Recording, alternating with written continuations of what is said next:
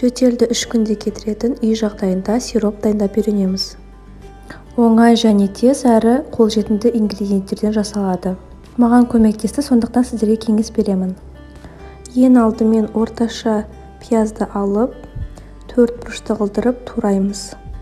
Мен үлкен пияздан жасадым, бірақ сіздер үлкен емес, кіші емес, орташа пиязды алыңыздар міндетті түрде, себебі дәмі ащы болып кетуі мүмкін.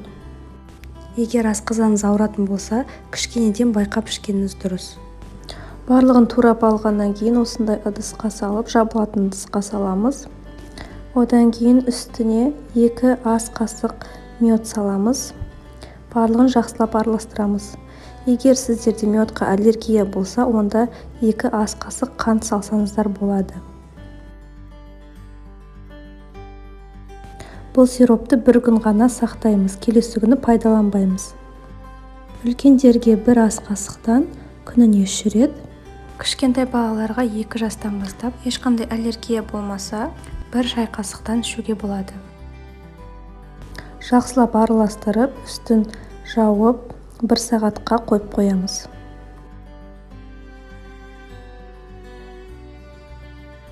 1 сағат өткеннен кейін қақпағын ашамыз. Осындай міне сироп бөлінеді, соны сүзіп аламыз.